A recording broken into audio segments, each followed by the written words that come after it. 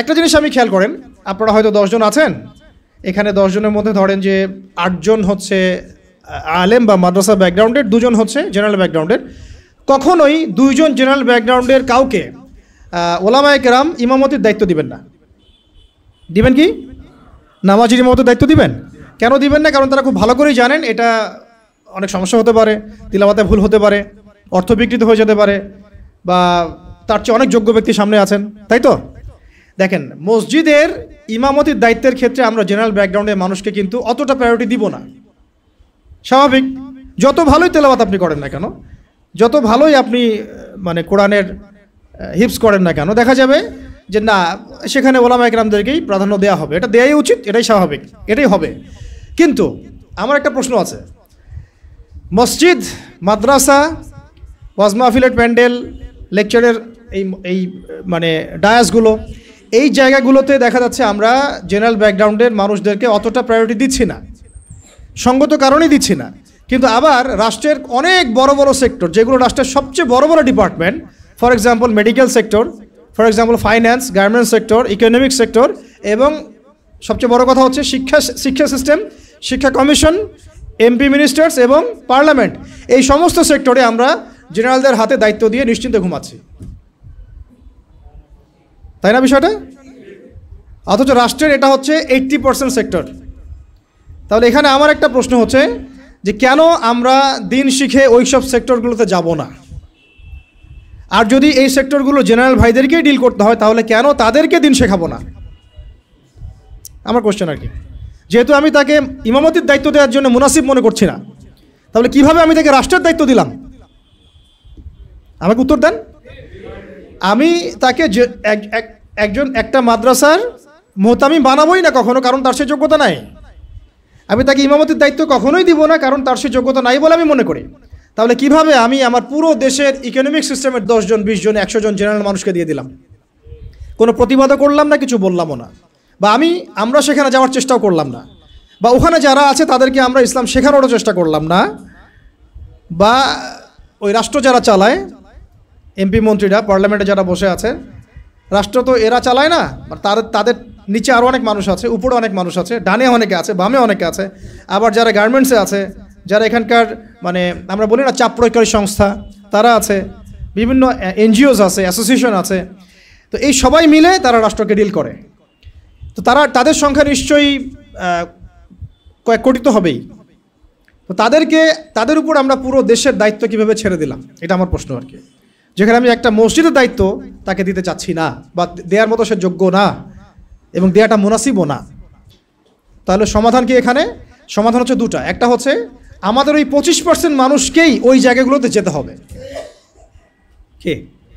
ওই 25% মানুষকেই শুধু মসজিদ, মাদ্রাসা এবং মক্তব এইসব জায়গায় সীমাবদ্ধ না রেখে আস্তে আস্তে গ্র্যাজুয়ালি শিক্ষা কমিশনে, শিক্ষা ডিপার্টমেন্টে, সাংস্কৃতিক ডিপার্টমেন্টে, ইকোনমিক্সের ওয়ার্ল্ডে, এবং সবচেয়ে বড় কথা ওই পলিটিক্যাল ওয়ার্ল্ডে অ্যাপ্রোচ করতে হবে। তাহলে দেখা যাবে ইনশাআল্লাহ একটা পরিপূর্ণ ইসলামিক রাষ্ট্রের দিকে আমরা যেতে পারবো ইনশাআল্লাহ। অথবা এই সেকশনে যে মানুষগুলো আছে তাদেরকে মহব্বতের সাথে কাছে ডেকে বা তাদের কাছে দিনকে সহজলভ্য করে এমনভাবে তাদেরকে তৈরি করা যেন তারা ওই লেভেলে গেলে রাষ্ট্র যেন বিপথে না যায়। ঠিক যেমন আমি মসজিদ সামলাতে পারছি, সে যেন যোগ্যতা নিয়ে রাষ্ট্র সামলাতে পারে।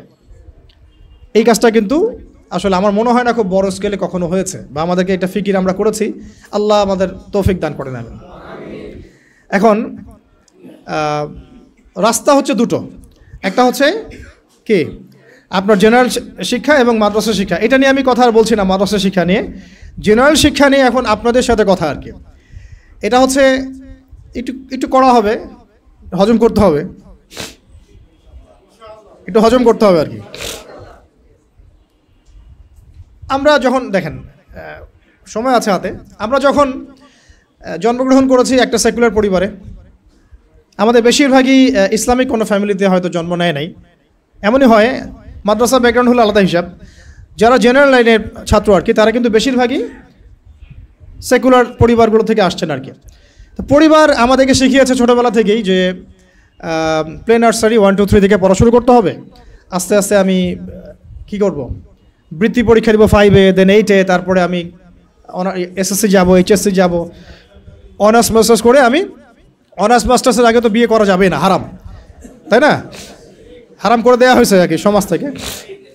তারপরে চাকরি খুঁজবেন, আপনি জুতা ক্ষয় করবেন আরও 2-3 বছর।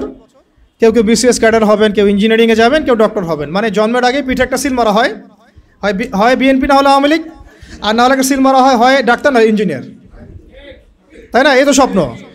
অথবা সরকারি কোনো চাকরি পেতে হবে। এইভাবে এই মেজাজে কিন্তু আমাদেরকে গড়ে তোলা হয়েছে আর কি। তো এইভাবেই চলছিল, সব কিছু চলছে বিগত প্রায় 40-50 বছর থেকে এইভাবেই চলছে। জেনারেল লাইনের পড়াশোনাগুলোর কথা বলছি আর কি। এর আগের অবস্থা যদি এমন ছিল না, আর ওই সময় জেনারেল লাইনে পড়াশোনার মধ্যেও ইসলামিক অনেক বিষয় ছিল, যেটা আস্তে আস্তে আস্তে আস্তে বিভিন্ন সরকার এসে তাগুদ এসে এটাকে সরিয়ে দিয়েছে। এখন এই সিস্টেমের মধ্যে বুকে হাত দিয়ে বলেন তো ভাই, যে আপনারা কত বছর পড়াশোনা করেছেন? মিনিমাম 20 বছর, মিনিমাম 20 বছর। এবং প্রত্যেকটা ক্লাসে আপনাদেরকে 8টা-10টা করে বই পড়ানো হয়েছে, আমাদেরকে পড়ানো হয়েছে। এবং এই বইগুলোর মধ্যে বেসিক ইসলাম তো কখনো ছিলই না। আমরা প্রাইমারি পাস করেছি, ক্লাস 5 পর্যন্ত। প্রাইমারি পাস করা বাংলাদেশের কোটি কোটি স্টুডেন্টকে যদি আপনি সূরা ফাতিহার তিলাওয়াত ধরেন, তারা বলতে পারবে না। এটা বাস্তবতা। প্রাইমারি পাস করা ছেলে বাংলাদেশে হয়তো কয়েক কোটি হবে, তাদেরকে যদি আপনি শুধুমাত্র কোরআন তেলাওয়াতটা ধরেন বিশুদ্ধ করে, তাদের বেশিরভাগই পারবে না। আমি চ্যালেঞ্জ করতেছি, যারা পারবে তারা শিখেছে কোনো মক্তবে বা কোনো মাদ্রাসায় বা কোনো হুজুরের কাছে। তারা ইনস্টিটিউশনালি শেখে নাই, একাডেমিক্যালি শেখে নাই, তাদের সিলেবাসে এটা ছিল না, এখনও নাই, পরিবর্তিত বাংলাদেশেও নাই। ভবিষ্যতে যারা সরকারে আসবে তারাও রাখবে কিনা আমরা জানি না। অথচ এটা নাকি মুসলিম কান্ট্রি, এবং 16 কোটি নাকি আমরা মুসলিম। এটা নাকি ইসলামিক কান্ট্রি। ইসলামিক কান্ট্রির শিক্ষা ব্যবস্থায় প্রাইমারি স্কুল পর্যন্ত আমার বাচ্চা কোরআন তেলাওয়াত শিখতে পারেনি, আমরাও পারি নাই। আমাদের বাবা মা আমাদেরকে শিখিয়েছেন কোনো কওমি মাদ্রাসার আলেমের কাছে বা মক্তবে। আগে পড়েছি আমরা মক্তবে, তারপরে কওমি মাদ্রাসা যাওয়া আসা করতে করতে তেলাওয়াত শিখেছে। ওটা স্কুলে আমরা শিখি নাই। কোরআন বাদ দিয়ে সবই শিখেছি স্কুলে, অঙ্ক, বাংলা, ইংরেজি, সমাজ বিজ্ঞান, ধর্ম, সবই। এমনকি শারীরিক শিক্ষা। আমার তো মনে আছে আমাদের প্রাইমারি স্কুলে তখন সঙ্গীত একটা সাবজেক্ট ছিল, চারুকারুকলা একটা সাবজেক্ট ছিল। তো তাহলে আমরা সব শিখছি, ললিত কলা পর্যন্ত শেখানো হচ্ছে, কিন্তু সেখানে কোরআন নাই। মানে খাদ্য, বস্ত্র, বাসস্থান, শিক্ষা, চিকিৎসার মৌলিক যে চাহিদাগুলো, এর মধ্যে কোরআন স্থান পায় নাই, নাউযুবিল্লাহ। মানে কোরআন মুসলিমদের মৌলিক অধিকার নয়, তারা এটাই বোঝাতে চাচ্ছে।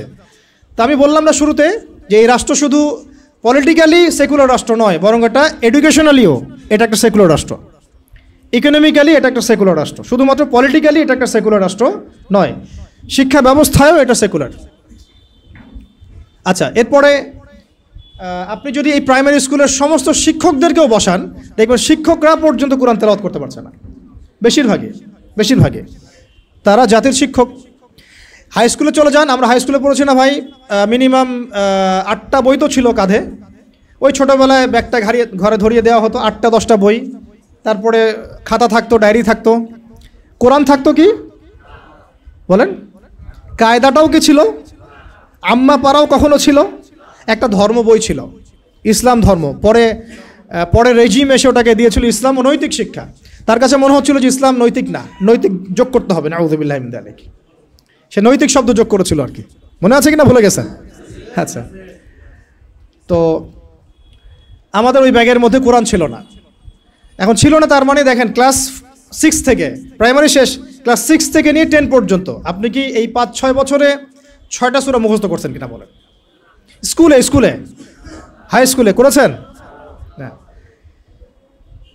আর বাকি কী কী সাবজেক্ট পড়েছি এটা তো আপনারা জানেন। ফিজিক্স, কেমিস্ট্রি, বায়োলজি ওখানে অ্যাড হয়ে গেছে। পর্যায় সারণী আমাদের ভাইদের মুখস্থ, hydrogen, helium, lithium, beryllium, boron, carbon, nitrogen, আর কি রে, ফ্লোরিন, নিয়ম, হ্যাঁ ভুলে গেছি আমি। এটা মুখস্থ ছিল আমারও। পদার্থবিজ্ঞানের যে আপনার কি সূত্রগুলো আছে, একেবারে ইজিক্যালি MC² পর্যন্ত সব মুখস্থ আমাদের। হায়ার ম্যাথ, কঠিন সাবজেক্ট ছিল না, হায়ার ম্যাথের সব সূত্র আমাদের মুখস্থ। ত্রিকোণমিতি, পরিমিতি সব গিলা শেষ। এদিকে বাংলা বই খুললে দেখা যায় বঙ্কিমচন্দ্র, শরৎচন্দ্র, হ্যাঁ, তারপরে আরও কত চন্দ্র, সব চন্দ্রই। আপনারা পড়েন না এগুলা? সবাই পড়ছেন, এটা তো হাসার বিষয় না, আমরা সবাই পড়ছি। এখনও আমাদের ছেলেমেয়েরা পড়তেছে। চেঞ্জ হয়েছে নাকি এগুলা? এখানে আমাদের সময় তো একটা গদ্য ছিল মহানবী, ওইটাও পরে উঠাই দেওয়া হলো। ছিল কবিতা ওমরে ফারুক কাজী নজরুল ইসলামের, ওইটা উঠাই দেওয়া হলো। মাইনাস করতে করতে করতে করতে একেবারে প্রথমে দেখেন রাজনৈতিক পশ্চিমা মতাদর্শ ঢুকিয়ে দিয়েছে, মানে দেশ থেকে রাজনৈতিক অবস্থান থেকে ইসলাম মাইনাস। তারপরে অর্থনীতির মধ্যে সুদ ঢুকাই দিল, অর্থনীতির মধ্য থেকে ইসলাম মাইনাস। তারপরে সংস্কৃতির মধ্যে দিয়ে দিল যে বিজাতীয় সংস্কৃতি, ভারতীয় সংস্কৃতি, পশ্চিমা সংস্কৃতি, সংস্কৃতির মধ্য থেকে ইসলাম মাইনাস। এরপরে শিক্ষায় হাত দিল, শিক্ষায় হাত দিয়ে আস্তে আস্তে মাইনাস করতে করতে করতে এখন শরীফ থেকে শরীফা এই জায়গায় নিয়ে আসছে আর কি আপনাদেরকে, আমাদেরকে আর কি। এই হলো শিক্ষা ব্যবস্থা কোন দেশের, যে দেশের 90% মানুষ নাকি মুসলিম বাই বার্থ। আমরা ইসলাম মানে মুসলিম পরিবারে জন্মগ্রহণ করতে পেরেছি। তো তাহলে ইসলামের হালতটা আমরা বুঝি, বোঝার চেষ্টা করি কি অবস্থা চলছে। মানে আমরা তো অনেক সময় মনে করি, এটা একটু বুঝেন, আমরা অনেক সময় মনে করি কি যে আমি, আমার এই ভাই, ওই ভাই, ওই ভাই, আমরা একটা কমিউনিটির মধ্যে আছি, পুরো দেশটাই মনে হয় আমাদের মতো। আসলে এই ক্যাপটিভ ওয়ার্ল্ড থেকে বের হয়ে যখন আপনি সামাজিকভাবে ডিল করতে যাবেন, দেখবেন সমাজে রন্ধ্রে রন্ধ্রে জাহিলিয়াতগুলো ঢুকে আসে। আমার ঘর থেকে বাইরে বের হন, তারপর দেখেন সমাজটা কেমন। মসজিদ থেকে বাইরে বের হন, দেখেন সমাজটা কেমন। আপনি বড় বড় কর্পোরেট ওয়ার্ল্ডগুলোতে ঢুকে দেখেন কি পরিমাণ খেয়ানত আর দুর্নীতি। পলিটিক্যাল জগতে ঢুকেন, তাহলে বুঝবেন যে মানুষ কত খারাপ হইতে পারে, কত জালেম হইতে পারে। প্রশাসনের মধ্যে ঢুকেন, তাহলে বুঝবেন কিভাবে মানুষ এত বড় বড় খুনি হইতে পারে। তো আমাদের ক্যাপটিভ চিন্তা থেকে বের হতে হবে। আল্লাহ পাক আমাদেরকে তৌফিক দান করে না। এটা আপনারা পারবেন, বিকজ আপনারা এই ওয়ার্ল্ডগুলো ডিল করেন। যদি আপনারা ইসলামিক জ্ঞানে আলোকিত হন, তাহলে আপনাদের দ্বারা সম্ভব ইনশাআল্লাহ। তা আমরা দোয়া করি আল্লাহ পাক যেন তৌফিক দান করেন। তো এটা গেল হাই স্কুল। আচ্ছা, হাই স্কুলে তো A+ তো সবাই অটো পাস নাকি না? আচ্ছা, এবার আসেন হাই স্কুলের এই সবগুলো বাচ্চাকে যদি আপনি একটা জায়গায় বসান, তাদের 90% সূরা ফাতিহা বিশুদ্ধ করে পড়তে পারবে না। আমি চ্যালেঞ্জ করতেছি, যারা পারবে তারা কোথায় শিখছে? স্কুলে, কলেজে, না সরি, স্কুলে শেখা নাই, কলেজেও শেখা নাই, শিখেছে হয়তো মক্তবে অথবা মাদ্রাসায় বা বাসায় কোনো টিচার রেখেছে, বা 3 দিন তাবলিগ জামাতে সময় দিয়েছে, এক চিল্লা দিয়েছে এক ভাই, ওই চিল্লাতে শিখে ফেলছে। স্কুল তাকে শেখাতে পারে নাই, ব্যর্থ, পুরো সিস্টেমই ব্যর্থ। এবার এই হাই স্কুলের সব টিচারদেরকে বসান একটা জায়গায়, তাদেরকে বলেন, স্যার ম্যাডামদেরকে, যে sir madam please kindly recite only সূরাতুল ফাতিহা ফ্রম দ্য গ্লোরিয়াস কোরআন। এতটুকু বলেন যে ভাই, স্যার বা ম্যাডাম, আপনি শুধু কোরআন থেকে সূরাতুল ফাতিহাটা আমাদেরকে বিশুদ্ধ করে তেলাওয়াত করে শোনান। দেখেন আপনি 80% টিচার পারে কিনা। আই ডোন্ট থিঙ্ক সো, আমি মনে করি না তারা পারবে, এবং আমি এটা হলফ করে বলতে পারি পারবে না ইনশাআল্লাহ। এরপর আরও উঁচুতে যান, এরপর কোথায় ভর্তি হয়েছেন? কলেজে। কলেজে এইচএসসি দিবেন, এইচএসসি পর্যায় পর্যন্ত এই সব ছেলে মেয়েদেরকে বসান। এই সব ছেলেমেয়েরা এইচএসসির পরে, মানে এসএসসির পরে তাদের তো দুটো হাতের জায়গায় 4টা পাখা গজা যায়। তখন তারা দেখবেন যে দেধারসে ফ্রি মিক্সিং, দেধারসে জেনা, দেধারসে মাদক, দেধারসে মারামারি, দেধারসে পলিটিক্স, সবই করতেছে, শুধুমাত্র ইসলামিক জ্ঞান অন্বেষণ করা বাদ দিয়ে। ইল্লা মাশাআল্লাহ, কিছু ভাইকে আল্লাহ হয়তো হেদায়েত দেন, তারা ফিরে আসেন। ওই টিচারদেরকেও বসান, সেম রেজাল্ট পাবেন আপনি। তারপরে অনার্স লেভেলে যান, সেম রেজাল্ট পাবেন, আমি বলে দিলাম ওয়াল্লাহি সেম রেজাল্ট পাবেন। এরপর আপনি চলে যান মাস্টার্স লেভেলে, একদম সেম রেজাল্ট পাবেন। তাহলে এই যে 20 থেকে 22 বছর, সময় শর্ট, আমি শর্ট করলাম, আর অনেক কথা ছিল বলতে চাইছিলাম। তো এই যে 20-22 বছর আমাদেরকে যে পড়ানো হচ্ছে, একেবারে প্লে গ্রুপ থেকে নিয়ে আমাদেরকে যে মাস্টার্স পর্যন্ত পড়ানো হচ্ছে, আমার জীবনের যে 20-22টা বছর এরা খেয়ে ফেললো, এই 22টা বছর কি আমাকে শিক্ষামন্ত্রী ফিরাই দিবে? এই 22টা বছর কি আমাকে শিক্ষা কমিশন ফিরাতে পারবে? এই 22টা বছর কি আমাদের এই এমপি মন্ত্রীরা আমার 22 বছর, আপনার 22, আপনার 22, আপনার 22, পুরো 16 কোটি মানুষের মধ্যে 5-6 কোটি তো স্টুডেন্ট ছিল, সবার জীবন থেকে 20টা করে বছর তারা খেয়ে ফেলছে। তাহলে এক অনন্ত মহাকাল তারা খেয়ে ফেললো, এবং সেই সময়গুলোর মধ্যে তারা আমাদেরকে কোরআন শিখতে দিল না, আরবি ভাষাও শিখতে পারলাম না, কোরআনের তাফসীর তো দূরের কথা, অনুবাদও শিখতে পারলাম না, নাহু সরফের বেসিক জ্ঞান শিখতে পারলাম না, হাদিস তো এবারত দেওয়া তো বহু দূরের কথা, হাদিসের মানে জাস্ট রিডিং পড়াটুকু আমি শিখতে পারলাম না, আকিদার কোনো দার্স হলো না, সিরাত শেখা হলো না, ফিকহ তো শেখাই হলো না, উসুল তো বহুত দূর কি বাত। তাহলে যে বেসিক সাবজেক্টগুলো সেগুলো আমরা শিখতে পারলাম না। অথচ এই বেসিক সাবজেক্টগুলো না শিখলে কেউ আলেম হওয়া তো বহু দূরের কথা, সে তালেবে ইলম হইতে পারবে না। কি হতে পারবে না? তালেবে ইলমও হইতে পারবে না। তার মানে কি হলো? তার মানে হচ্ছে এই দেশের শিক্ষা ব্যবস্থা ইসলামী শিক্ষাকে বৃদ্ধাঙ্গুলি দেখাইছে। শিক্ষা ব্যবস্থার মধ্যে ইসলামের কোনো দরকার নাই। ইসলাম শিখতে হলে তুমি মাদ্রাসা যাও, ওই ওখানে মসজিদে যাও, ওই মক্তবে যাও, বাসায় প্রাইভেট নিয়ে পড়ো। আমাদের এই লাখ লাখ স্কুলে, লাখ লাখ কলেজে, লাখ লাখ ইউনিভার্সিটি, হাজার হাজার বিশ্ববিদ্যালয়ে ইসলামের কথা বলতে আসবে না। শিক্ষা আমরা যা বুঝি তাই। তাহলে এটা কি কুফর না? আল্লাহ পাক যে জ্ঞানের মূল উৎস, আল্লাহ রাব্বুল আলামিন যে বলে আল্লামাল ইনসানা মা লাম ইয়ালাম, আল্লামাল ইনসানা মা লাম ইয়ালাম, আমি মানুষকে সেই জ্ঞান শিক্ষা দিয়েছি যা মানুষ জানতো না। তাহলে জ্ঞানের মূল উৎস আল্লাহ। তো আল্লাহকে ডিনাই করে, আল্লাহকে অস্বীকার করে যে শিক্ষা সিস্টেম চলেছে, এটা কি ইমানের উপর চলেছে না কুফরের উপর চলেছে? তাহলে শিক্ষার মধ্যে শিরক আছে, কুফর আছে, বুঝাতে পারলাম কি একটু? সেম ইকোনমিক্স নিয়ে যদি একদিন কথা বলি, দেখবেন এখানেও আল্লাহকে বাদ দিয়ে অর্থনীতি সাজানো হয়েছে। আর রাজনীতির কথা বাদ, ওটা পুরোটাই ডুবে আছে তাগুদের উপরে, পুরোটাই তাগুতি সিস্টেমের উপরে। এই জন্য 50 বছর 60 বছর, কারণ আমি তো বললাম, চ্যালেঞ্জ করলাম, আরও 50 বছর সময় নেন, আরও 50 বছর সময় নিয়ে এই সিস্টেমগুলো দিয়ে দেখেন ইসলাম কতটুকু কায়েম হয়। সিরাত ছাড়া কোনো রাস্তা নেই আমাদের কাছে, ওইটা অন্য আলোচনা। এখন প্রিয় ভাইরা, তাহলে এই বাস্তবতার মধ্যে আমরা পড়ে গেছি। আল্লাহ রাব্বুল আলামিন আমাদেরকে হয়তো অনেককে অনার্স লাইফে, কাউকে ইন্টার লাইফে, কাউকে মাস্টার্সে পড়ে হেদায়েত দিয়েছেন। এই তো হয়তো কারো হেদায়েতের মাধ্যম হচ্ছে তাবলিগ জামাত, কারো হেদায়েতের মাধ্যম হচ্ছে অনলাইনে কোনো লেকচার, কারো হয়তো জীবনে কোনো ধাক্কা, হ্যাঁ, কারো হয়তো কি একাকিত্ব, কারো হয়তো বেকারত্ব, এক একজনের এক এক সুরতে হেদায়েত কিন্তু এসেছে। অনেক আছে মাদকাসক্ত ছিল, হেদায়েত পেয়েছে, কিছু একটা হয়েছে জীবনে, আল্লাহকে চিনতে শিখেছে। কারো তো একটা স্বপ্ন দেখেও সে হেদায়েত পেয়েছে, একটা স্বপ্ন দেখেও সে হেদায়েত পেয়েছে। আমাদের এক ভাই বলছিলেন, আমি এক স্বপ্ন দেখেছিলাম যে স্বপ্নের মধ্যে আমি মনে হচ্ছে যে মরে যাচ্ছি। ওই দিন আমি ঘামা শুরু করলাম, সেদিন থেকে উঠে আমি ফজরের নামাজ শুরু করেছি, আজকে থেকে নামাজ ছাড়িয়ে নেওয়া। এমন অনেক ভাই কিন্তু আছে, মানে আমি বোঝাতে চাচ্ছি এক এক মানুষকে আল্লাহ এক এক সুরতে হেদায়েত দিয়েছেন। কাউকে একটা দার্সে বসে হেদায়েত দিয়েছেন, কেউ মিডিয়ার মাধ্যমে পেয়েছে, কেউ কোনো বই পড়ে পেয়েছে। এখন কথা হচ্ছে আমরা পেয়েছি কত বছর পরে? 25, 26, কারো বয়স 25, কারো 26, কারো 30, কারো 20, কারো আরও বেশি, কেউ তো হয়তো এখনও পান নাই, এমন অনেকে আছেন। তাহলে আমাদের জীবনের হায়াতি বা কত হতে পারে? সর্বোচ্চ 60 বা 70 বা 80 বা 100 বছর তো আশা আমরা কেউ করি না, ঠিক আছে? গড় আয়ু এই উম্মার 60 বছর থেকে 65 বছর। এখন তাহলে বাকি আছে কতটুকু? যদি ধরি 20 বছর 25 বছর, তাহলে এখনও যদি এই বাকি 20 বছর আমি দিনের জ্ঞান শেখার জন্য ওয়াকফ করতে না পারি, তাহলে আমার চেয়ে বোকা পৃথিবীতে দ্বিতীয় কোনো মানুষ নাই। এই চেতনা জাগ্রত করার জন্যে এতগুলো কথা বলা, যে এখনও যদি আমরা ওই আগে যেভাবে 25 বছর 30 বছর কাটিয়ে এসেছি, সেম স্টাইলে যদি কাটাতে চান ওই 3টা ধোকায় পড়ে, তাহলে ওয়াল্লাহি আমার আপনার মতো বোকা এবং আহাম্মক মানুষ পৃথিবীতে আর কেউ নাই। তাহলে বাকি সময়টুকু কাজে লাগাই ইনশাল্লাহ। আর কাজে লাগাবেন কিভাবে? এই হচ্ছে লাস্ট কথা, আজানের আগে লাস্ট কথা হচ্ছে এটা, কাজে লাগাবো কিভাবে। আর কাজে লাগানোর জন্য আপনার কাছে আমার ক্ষুদ্র জ্ঞানে কয়েকটা অপশন আছে। এক হচ্ছে আপনি কোনো একজন বরেণ্য আলেমকে ধরেন, আলেমকে ধরে তার দরবারে, তার দার্সে, তার মাদ্রাসায় পড়ে থেকে ইসলাম শিখেন, যেটা হয়তো সবার জন্য সম্ভব হবে না, তবে এটাই সবচেয়ে মুনাসিব পদ্ধতি। কেন বললাম? কারণ সালাফগণ এইভাবেই দিন শিখেছেন। ওলামায়ে কেরাম এর দরবারে দার্সে পড়ে থাকতেন, তাদের মাদ্রাসায় পড়ে থাকতেন, তাদের খেদমত করতেন, তার সাথে চলাফেরা করতেন, যেভাবে হোক ইলম শিখতেন।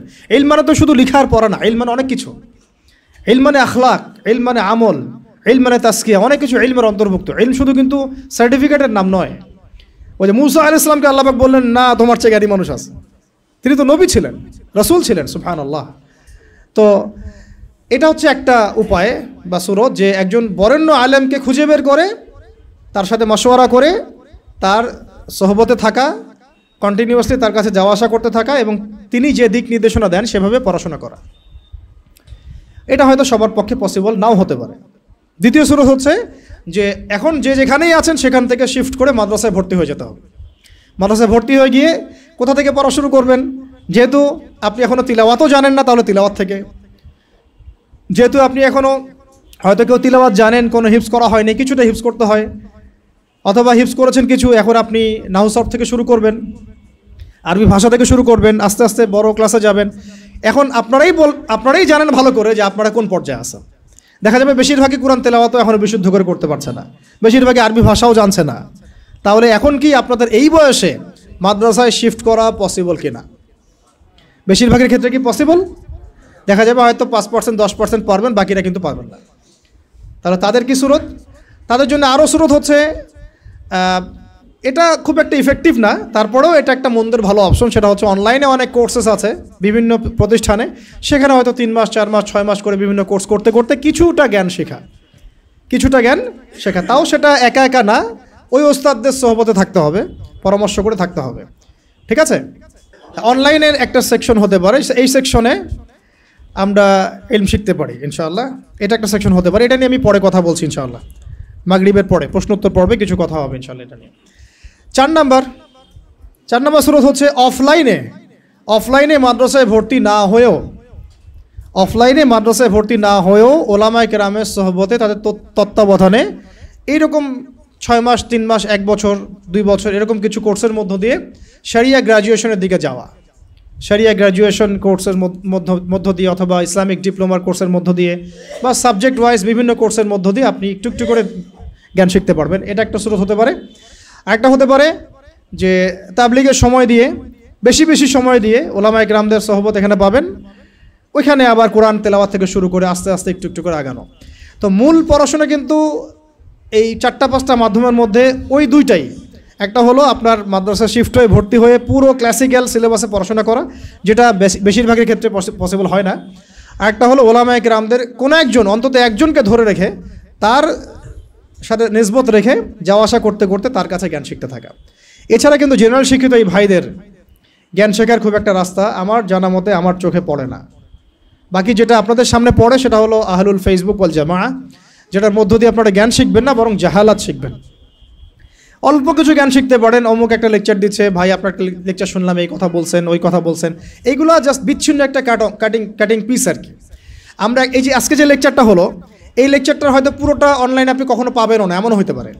হয়তো এখান থেকে কেউ একজন অল্প কিছু অংশ দিয়ে দিচ্ছে, ওই অংশটুকু নিয়ে মানুষ ভাইরাল করে রেখে দিল, অথচ এখানে যে আরও অনেক আলোচনা হয়েছে এটা কিন্তু আর কেউ বুঝতে পারলো না, জানতে পারলো না। একইভাবে যারা এই ফেসবুকিং করে আর ইউটিউবিং করে, তাদের বেশিরভাগ কিন্তু দিনের জ্ঞানে পাণ্ডিত্য অর্জন করে নাই, তাই তাদের ম্যাক্সিমামই জানে না কোন অংশটুকু প্রচার করতে হবে আর কোনটা প্রচার করতে হবে না। এই কারণে তারা এমন অংশ প্রচার করে যেটার প্রচার করলে ওদের কাছে মনে হয় ভিউজ বেশি হবে। ওই ভিউজের ধান্দায় গিয়ে তারা সমাজে ফিতনা ছড়ায় দেয়। আর একটা বিতর্কিত বক্তব্য কারো চলে গেলে আমাদের তো একটা দায়িত্ব আছে, বিতর্কিত বক্তব্য আসলে আমাকে আবার কাউন্টার দেওয়াই লাগবে। তখন বিভিন্ন আলেম আবার বসে বসে ওয়াজ মাহফিলে কাউন্টার দেওয়া শুরু করবে। আবার ওই কাউন্টার পিসগুলোকে নিয়ে তারা আবার রিল তৈরি করবে, ক্লিপ তৈরি করবে, করে আবার কাউন্টার ভিডিও দিবে। এই চলতে থাকবে, মূল আলোচনা থেকে জাতি বঞ্চিত হয়ে গেল। তো এই জগৎটাতে আপনি ইলম পাবেন না, বরং বেশিরভাগই জাহালাত পাবেন। তাহলে প্রিয় ভাইরা এবং বোনদেরকেও বলছি একই সাথে, বোনদের কথা বলতে ভুলে গেছি, আমার মনে ছিল না যে এখানে কিছু বোন আছেন। এখন এটা হলো আপনাদের সুরত, আপনাদের কাছে তাও কিছু সাহসিকতা আছে যে ঠিক আছে আমি জব ছেড়ে দিলাম বা আমি আমার পড়াশোনা ছেড়ে দিলাম, দিয়ে আমি মাদ্রাসায় ভর্তি হয়ে গেলাম। এই সাহস তো করে অনেক দিনই ভাই, করে না? করছে। অনেকে বলছে ঠিক আছে আমি অফলাইনে শিখবো, ওস্তাদের কাছে শিখবো, 6 মাস 6 মাস 1 বছর 2 বছর যা লাগে লাগুক আমি শিখবো। এরকম সাহস কিন্তু অনেক দিনই ভাই দেখান। অনেকে আপনার অ্যাভেলেবল আলেমকে পান, তাদের সোহবতে যেতে পারেন, তাদের সাথে কথা বলতে পারেন, বাট বোনরা কী করবে? তাদের তো সাপ্তাহিক তালিম ছাড়া আর কিছুই করার থাকে না। এমনকি বিয়ে হয়ে গেলে তো সংসারে চলে যায়, তখন তো মানে সন্তান প্রতিপালন করতে তাদেরকে সব কিছু ব্যয় করতে হয়, তারা কিন্তু তখন ইলম শেখার সুযোগটা পান না। আর এই বোনরা যখন ইউনিভার্সিটিতে পড়েন, সেখানে মেসে থাকেন, তাই না? ওখানে দেখা যায় বাসার থেকে টাকা পাঠায় বা প্রাইভেট পড়ে টিউশনি করে তারা ইউনিভার্সিটিতে পড়াশোনা করেন। এবং অনেক দিনই বোন সেখানে হ্যারাসমেন্টের শিকার হন, পর্দার খেলাফ কাজ করতে হয়, টিচারদের দ্বারা হ্যারাসমেন্ট হন, বন্ধুর দ্বারা হ্যারাসমেন্টের শিকার হন, কোনো সময় ধর্ষণের ঘটনাও ঘটে। আর কখনো ধর্ষণ না হলেও ফ্রি মিক্সিংয়ের কারণে অনেকেই জেনায় লিপ্ত হয়ে যেতে পারে, তাই না? এটা কি পার্সেন্টেজ কম না বেশি? এটাও কিন্তু খুব মানে মহামারীর মতোই ছড়াইছে বিষয়টা। এর প্রমাণ আমরা সবাই জানি, আমরা বাইরে হয়তো বলছি না, কিন্তু আমরা জানি ভিতর থেকে এটা হয়। তো এখন এই বোনদের দিন শেখার ফিকিরটা কি? তারা কিভাবে দিন শিখবে বলেন? আপনারা বলেন আমরা কি করবো এই বোনদের জন্য? কি করতে পারি আমরা তাদের জন্য? এখন যদি মহিলা মাদ্রাসা তৈরি করতে থাকি, তাহলে এই বোনদের পক্ষে কি পসিবল যে তাদের এই সব কিছু ছেড়ে দিয়ে আবার নতুন করে মিজান জামাতে ভর্তি হওয়া বা এসো আরবি শিখি বইটা নিয়ে ভর্তি হয়ে পড়াশোনা শেখা, আরও 10 বছর পড়াশোনা করা, তাদের পক্ষে কি পসিবল? তাহলে তাদের পক্ষে অফলাইনে শেখার জন্য এইরকম কিছু কোর্সের দরকার আছে স্থানীয়ভাবে, যেখানে তাদেরকে যেয়ে শিখতে না হয়, প্রত্যেকটা জেলায় জেলায়, প্রত্যেকটা গ্রামে গ্রামে, ইউনিয়নে প্রত্যেকটা জায়গায় তারা যেন এগুলো অ্যাভেলেবল পায়। তাহলে হয়তো তারা কিছুটা দিন শিখতে পারবে ইনশাল্লাহ। যেটা মক্তব প্রজেক্টের আন্ডারে আনা যায় বা ইসলামিক সেন্টার প্রজেক্টের আন্ডারে আনা যায়, অথবা তাদেরকে অনলাইনে কিছু দিনের দার্সের মধ্য দিয়ে, কোর্সের মধ্য দিয়ে হয়তো দিন শেখানো যাবে, তাও লিমিটেড। কারণ অনলাইনের মধ্য দিয়ে পরিপূর্ণ দিন শেখানো যায় না, এটা আমি নিজেই বলে দিচ্ছি, এটা আসলে পসিবল না। কিছুটা দেয়া যায়, কিছুটা দার্স দেওয়া যায়। আপনারা এখানে বসে আছেন, একটা আই কন্ট্যাক্ট হচ্ছে, মাথা নাড়াচ্ছেন, আমার কথা বুঝতে পারছেন। অনলাইনে আমি জাস্ট কানের মধ্যে একটা ইয়ারফোন লাগাইলাম, আর আমি দেখছি এখানে কতজন জয়েন করেছে, আমি আমার বক্তব্য দিয়ে গেলাম, কাউকে পড়া ধরলাম, দিল, যে পড়া করলো, কেউ করলো না, আমি তদারকি করতে পারলাম না। এখানে যদি আমার বাচ্চা থাকে 100টা, আমি কিন্তু একজন করে টিচার দিয়ে আমি পড়াতে পারতাম। তো অনলাইনে পরিপূর্ণ আসলে সেই ইলমের যে নূরটা, সে যে তাসিরটা, এইটা আসে না আর কি। তো ওইটাও একটা মন্দের ভালো অপশন। তাহলে দেখেন আমরা কত বড় বিপদে আছি। বিপদটা কি গেস করতে পারছেন আমরা কত বড় বিপদে আছি? ইলম শেখার ইচ্ছা থাকলেও অনেক সময় উপায় আমাদের সামনে থাকছে না। সবচেয়ে বড় আমাদের মানে ভয়ঙ্কর বিপদটা কি? অনেকের ইলম শেখার ইচ্ছা আছে, কিন্তু আপনি উপায় বের করতে পারছেন না। তাহলে এই 4টা 5টা 6টা উপায়ের বাইরে যদি কোনো উপায় থাকে, তাহলে আপনারা আমাকে জানাবেন। আর যদি দেখা যায় এর বাইরে কোনো উপায় নাই, তাহলে এই 4টা 5টা উপায়ের মধ্যে কোনো একটা আপনাকে গ্রহণ করতে হবে। গ্রহণ করে ইনশাআল্লাহ তাআলা ইলম শিখতে হবে। কারণ ইলম অর্জন না করলে আমল, তাসকিয়া, ওই দাওয়াত, ওই আমর বিল মারুফ, ওই নাহি আনিল মুনকার, আর ওই জিহাদের কথা বলছেন, ইসলামিক হুকুমতের কথা বলছেন, শরিয়া কায়েমের কথা বলছেন, এগুলো এতটা সহজ নয়। কারণ শুরুটাই হচ্ছে ইলম থেকে। বরং এই ইলম ব্যতীত যদি আমরা এগুলো করতে যাই, তখন হবে কি, আমরা নেক্সট শুরুতে ধোঁকা খাইতে পারি, বরং আমরা উম্মার উপকার করতে গিয়ে ক্ষতি করে ফেলতে পারি। তো আল্লাহ রাব্বুল আলামিন আমাদের সবাইকে যেন ইলমের এই সমুদ্রে ডুব দেওয়ার তৌফিক দান করেন। এবং ইলম শুধুমাত্র সার্টিফিকেট কেন্দ্রিক নয়, বরং এটা অবশ্যই আধ্যাত্মিক ব্যাপার। তাই আদবের সাথে, আখলাকের সাথে, ধৈর্যের সাথে, 3টা বড় কথা বলছি ভাই।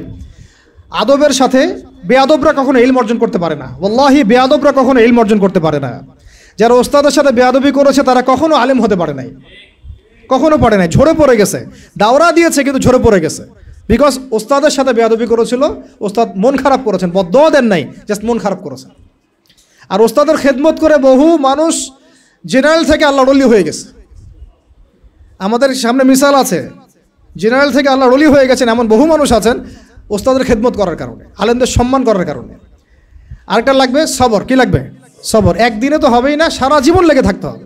আরেকটা হচ্ছে ইস্তেকামা, মানে দৃঢ়তা, মানে আমাকে লেগে থাকতেই হবে, যত বছর লাগুক, সারা জীবন লাগুক। ঠিক আছে? এই বিষয়গুলো তাসকিয়া অর্জন করার বিষয় আছে, এবং ইলম অর্জনের সাথে আমলের একটা ব্যাপার আছে। ধারাবাহিকতা বজায় রাখা এবং প্রতিদিনের রুটিনের মধ্যে এই ফরজিয়াত, আবার বলছি, ইলম অর্জন কি ফরজ, এই ফরজিয়াতটাকে একটা গুরুত্বপূর্ণ জায়গায় রাখা। সারাদিনের কাজের মধ্যে এটা আমার ফরজ কাজ। নামাজের পরপর আমি অবশ্যই ইলম অর্জনকে রাখবো। এভাবে যদি আমরা ইনশাআল্লাহ তাআলা আমাদের জীবনটাকে এখনও ঢেলে সাজাতে পারি, আমার মনে হয় এভাবে যদি আমরা 5 বছর 10 বছর আমাদের একটা টার্গেট নেই, আশা করা যায় যে আমরা অনেক বড় আলেম না হলেও অন্তত তালেব ইলম হতে পারবো, আর আমাদের সন্তানদেরকে আলেম বানাতে পারবো ইনশাআল্লাহ। যে ভুল আমরা করেছি ওইটা আমরা বাচ্চাদেরকে করাবো না। আমাদের স্ত্রীরা হয়তো এখন নতুন করে আবার আলেমা হতে পারবে না, বাট তালেব ইলম হতে পারবে। আমরা আমাদের মেয়েদেরকে বানাতে পারবো আলেমা, হাফেজা, মুহাদ্দিসা ইনশাআল্লাহ। তো এটাই আমাদের ফিকির, আমাদের লক্ষ্য, যাতে এখন যারা জেনারেল শিক্ষিত ভাইরা আছেন তাদেরকে যেন ফিরিয়ে আনা যায় এবং একটা সিলেবাস কেন্দ্রিক পড়াশোনা করানো যায়, যাতে তারা অন্তত তালেব ইলম হয়। এটা অনলাইনেও সম্ভব, অফলাইনেও সম্ভব। 2টার সুরতে আমরা রেখেছি। মাগরিবের পর আমি বলবো ইনশাআল্লাহ যে আমাদের অনলাইন সুরতগুলো কি, অফলাইন সুরতগুলো কি। ঠিক আছে? আর দিনী বোনদের জন্য সেম ব্যবস্থা থাকবে। আর আমাদের বাচ্চাদের জন্য আমরা কিছু ফিকির করেছি, এই ফিকিরগুলো নিয়ে আমরা ইনশাআল্লাহ মাগরিবের পর আলোচনা করবো। ঠিক আছে ইনশাআল্লাহ? আল্লাহ পাক আমাদের সবাইকে, আমাদের বাচ্চাদেরকে, আমাদের ভাইদেরকে, আমাদের বোনদেরকে, আমাদের সবাইকে আল্লাহ পাক দিনের সহিহ ইলম অর্জন করার তৌফিক দান করেন। আমিন। আলহামদুলিল্লাহ।